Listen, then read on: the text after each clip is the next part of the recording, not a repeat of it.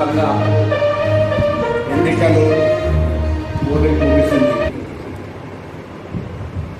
తప్పకుండా కాంగ్రెస్ పార్టీ ప్రజల ఆశీర్వచనంతో 80% పైగా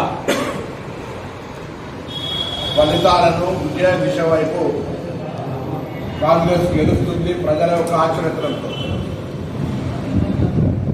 కానీ తెలంగాణలో ఎన్నికల్లో ఆశ్చర్యకరమైనటువంటి అంశాలను మనం గమనించినట్టయితే భారతీయ జనతా పార్టీ బీఆర్ఎస్ ఒకటిగా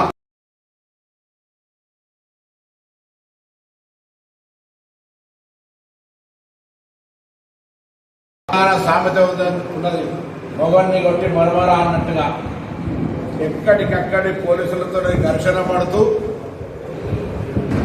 దౌర్జన్యాలకు పాల్పడుతూ పోలీసుల్లో అక్కడ శాంతి భద్రతలకు సంబంధించినటువంటి పరిరక్షణకు కొంతమందిని ఎవరైనా ఎక్కించుకుంటే బలవంతంగా దించుకుంటూ రాష్ట్ర వ్యాప్తంగా పోలీసుల డిమోరలైజ్ చేస్తూ భౌతిక దాడులకు పాల్పడే విధంగా పార్లమెంటు సభ్యులు సైతం, నిజామాబాద్ పార్లమెంటు సభ్యుడు కావచ్చు, రాష్ట్రంలో భారతీయ జనతా పార్టీ నాయకత్వానికి సంబంధించినటువంటి ఇద్దరు ఒకరికొకరు ఎజెండా మార్చుకునిగా ఒకటే సింగిల్ ఎజెండాగా ఉండి కాంగ్రెస్ పార్టీ ప్రభుత్వాన్ని బ్లేమ్ చేసే ఎజెండాతోటి ఎన్నికల ప్రచారం వరకు వాళ్ళ ఆరోపణల పరంపర పార్టీని టార్గెట్ చేస్తూ అనేక సందర్భాల్లో 10 సంవత్సరాల అధికారంలో ఉన్నటువంటి టీఆర్ఎస్ పార్టీ గత 12 ఏళ్లుగా అధికారంలో ఉన్న భారతీయ జనతా పార్టీ కేంద్రం నుంచి ఎన్నిక ఇలా తెలంగాణ ప్రజలను మోసపుచ్చే విధంగా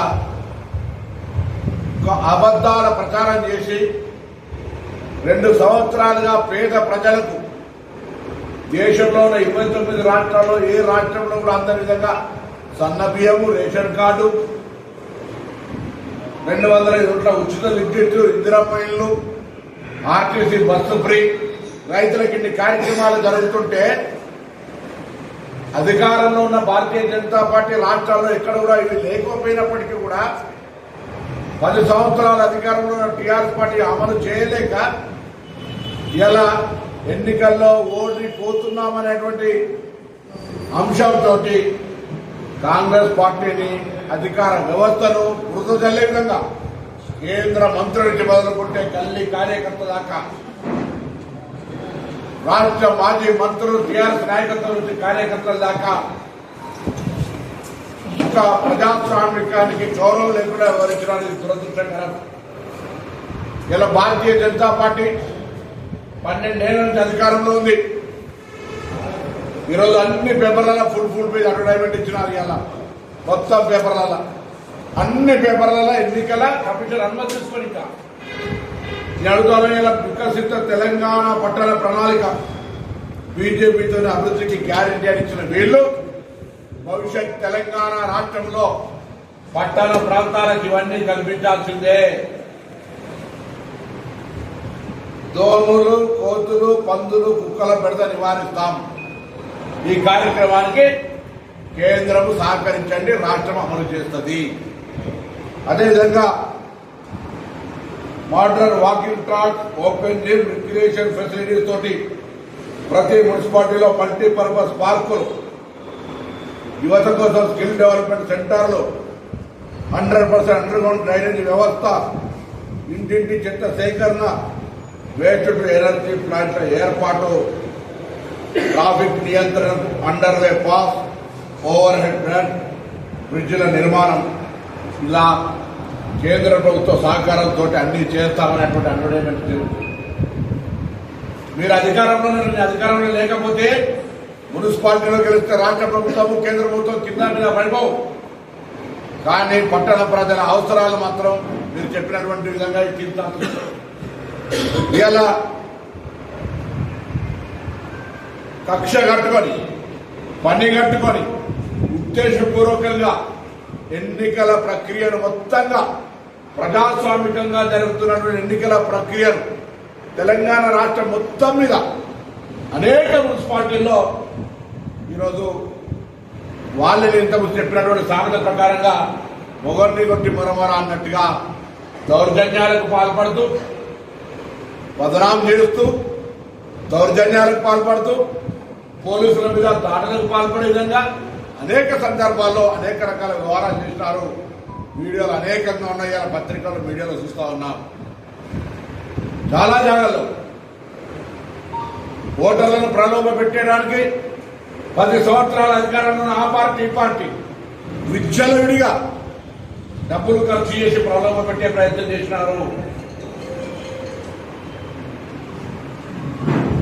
ముఖ్యమంత్రిని, మినిస్టర్స్ ను, ఎమ్మెల్యేలని, నాయకులను టార్గెట్ చేస్తూ ఈరోజు Bharatiya Janata party TRS party కలిసి వ్యవహారం నడిపే విధంగా వ్యవహారం చేసింది. ఇలా ఎవరన్నీ చేసినా కాంగ్రెస్ ప్రజాపాలన ప్రభుత్వం, రేవంత్ రెడ్డి గారి నాయకత్వంలో ఉన్న ఈ ప్రభుత్వం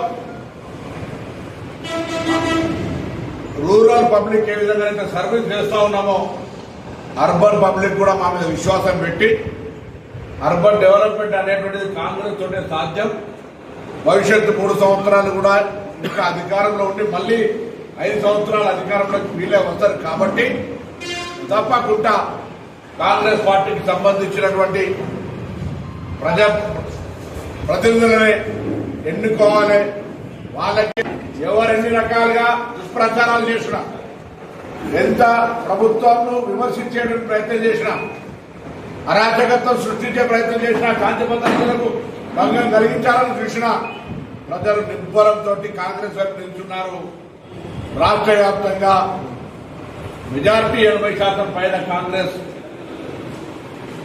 మున్సిపల్ ప్రజల ఆకాంక్షకు అనుగుణంగా మేము ఇచ్చినటువంటి పురపాలక అభివృద్ధికి ఇచ్చినటువంటి హామీలకు అనుగుణంగా తప్పకుండా మా ప్రజాపాలన ప్రభుత్వం అభివృద్ధి చేస్తుంది.